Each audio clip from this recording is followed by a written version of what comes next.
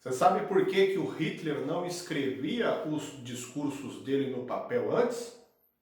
Porque ele era um ditador. Tá bom.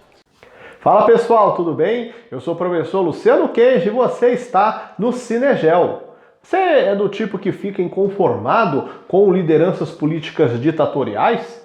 E se você visse alguns que são tão caricatos, são tão cômicos já, ironicamente falando, que praticamente viram uma cena de comédia?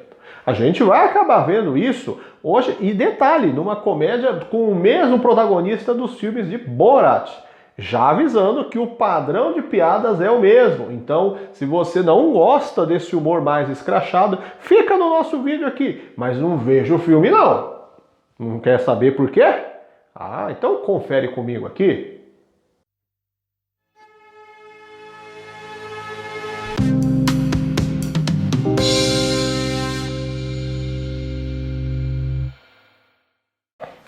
O Ditador, The Dictator, filme de 2012, dirigido por Larry Charles e protagonizado por Sacha Baron Cohen.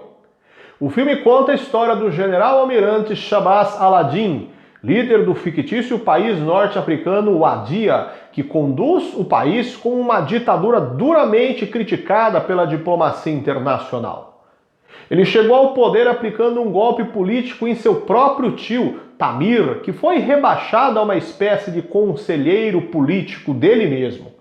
al-Din é praticante de torturas, várias políticas discriminatórias e a sua mais nova empreitada é o desenvolvimento de uma arma nuclear num programa secreto que tenta despistar os olhares da comunidade internacional. Mas a compra demasiada de urânio associada ao seu histórico nada exemplar faz com que o Conselho de Segurança da ONU decida que al-Din precisa apresentar-se imediatamente com justificativas na próxima reunião da Assembleia Geral da ONU em Nova York. Caso contrário, serão aplicadas sanções contra o país. Sem outra opção, al-Din se prepara para viajar aos Estados Unidos, mas seu sósia é assassinado ao sair do carro e alvejado com um tiro de um dos vários cidadãos insatisfeitos com sua política opressora. Por ser uma figura tão odiada, não é seguro viajar, andar por aí sem um sósia para confundir eventuais ataques contra ele. E um novo sósia recrutado para que esta ida à ONU tenha ainda nessa figura complementar de bastidores. Mas ao chegar lá, al-Din acaba sendo pego em uma emboscada encabeçada por Tamir. al-Din é pego e fica preso em um local onde seria torturado até a morte. Sua barba é arrancada, mas ao tentar atear fogo nela, o torturador acaba incendiando a sala, a si mesmo e as cordas que prendiam o ditador, que acaba então fugindo. Sem sua barba e nem as roupas militares, ele vai até o prédio da ONU, mas óbvio não é reconhecido e sequer consegue a aproximação, ficando em meio a um grupo de manifestantes que protestavam justamente contra al-Din e o seu discurso na Assembleia Geral da ONU. O ditador tenta forçar a entrada no prédio da ONU, mas é alvejado com um jato de água gelado e inflama um conflito dos seguranças contra os manifestantes. E ele é retirado da confusão por Zoe, uma garota que também estava no meio do movimento social e é super engajada em várias causas. Ela tem uma loja de mercadorias orgânicas, identificando-se como uma seguidora do movimento feminista e emprega apenas pessoas refugiadas. al-Din tem ideias totalmente avessas às de Zoe, que lhe oferta emprego, mas o ditador vai embora de sua loja ainda desorientado e sem saber o que fazer. Ao acompanhar os noticiários, ele descobre que o falso ditador proclamou um discurso de reparação na ONU e prometeu a promulgação de uma nova Constituição que será assinada em Nova York em alguns dias com abertura política e econômica, na verdade com participação de bastidores de empresas do setor petroquímico que poderão explorar o recurso em Wadiya, e de Tamir, que ganhará uma propina de 30% junto a estas empresas. Aladdin descobre que há um bairro em Nova York com o nome de Nova Wadia, e ao ir até um bar dessa região, fica sabendo que as pessoas que ele mandava matar em Wadia, na verdade eram exiladas do país e enviadas para lá, reiniciando sua vida nos Estados Unidos. Apesar da falta da barba, ele quase é descoberto, mas um dos frequentadores do bar era Nadal, antigo chefe de seu programa nuclear que Aladdin tinha mandado executar após um desentendimento sobre o formato do míssil.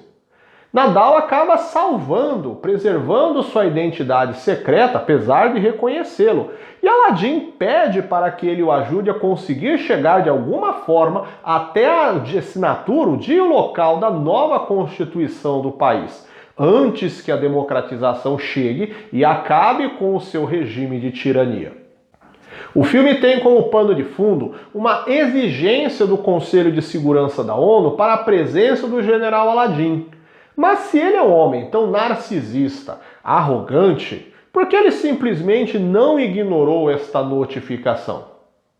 Acontece que o Conselho de Segurança da ONU é a única repartição das Nações Unidas com o poder de quebrar a soberania dos países e impor decisões obrigatórias, que podem resultar em sanções, ou seja, cortes de relações diplomáticas e até repasses de verbas. A ONU, desde sua criação, prega por respeitar a soberania dos países, ou seja, não interferir diretamente nas ações sobre o que acontece dentro do próprio país. Um exemplo: se é julgado que o país X possui leis que incentivam o trabalho infantil, trabalho escravo, ações preconceituosas e discriminatórias em geral, a ONU não tem o poder de exigir que essas posturas sejam alteradas. Muitas vezes eu ouvi de alunos a impressão de mas a ONU não faz nada mesmo, ela não age nunca. E não age mesmo, porque na sua concepção ela não tem poder intervencionista. Ela pode auxiliar através de campanhas, financiar movimentos que busquem mudar estas diretrizes, esses problemas internamente, mas jamais exigir que seja feito como ela, a ONU, determinar. Esta é uma premissa criada para que se evite uma padronização global a partir da ótica das potências econômicas e políticas, criando um mundo de lógica ocidental, eurocêntrica e cristã. Se tais ações são erradas, indevidas, elas devem ser percebidas e vistas assim pelo povo de cada país, que ele, grupo civil do país, deverá lutar internamente para promover estas mudanças. O Conselho de Segurança pode agir em casos de guerra, genocídio e situações extremas que estejam colocando em risco a população de um país ou de uma região ou mundo todo. No caso do filme, o general Aladdin desenvolveu um programa nuclear, de acordo com ele, pacífico, sendo que é sabido em bastidores diplomáticos que ele sempre almejou ter a sua própria bomba nuclear. E por isso, ele pode agir desta forma ao se votar e julgar que trata-se de uma situação emergencial que merece esta atenção. Caso Aladdin não acatasse a ordem de comparecer na Assembleia Geral e explicar as suas ações, Wadia seria posta na mira para receber punições por este não comparecimento. O Conselho de Segurança da ONU é composto por 15 países, sendo que nós dividimos eles em dois grupos. Há 5 membros permanentes, que são os vencedores da Segunda Guerra Mundial: Estados Unidos, Rússia, Reino Unido, França e China. E como o nome diz, eles estão no órgão desde sua criação nos anos 1940 continuamente. Os outros 10 são membros com mandato rotátil de 2 anos, se alternando todo ano com a substituição de 5 deles por novos países. Para ser membro, há o critério de ser um país que diplomaticamente promova a paz. Ou seja, países com algum tipo de conflito interno ou externo não são aptos ao ingresso.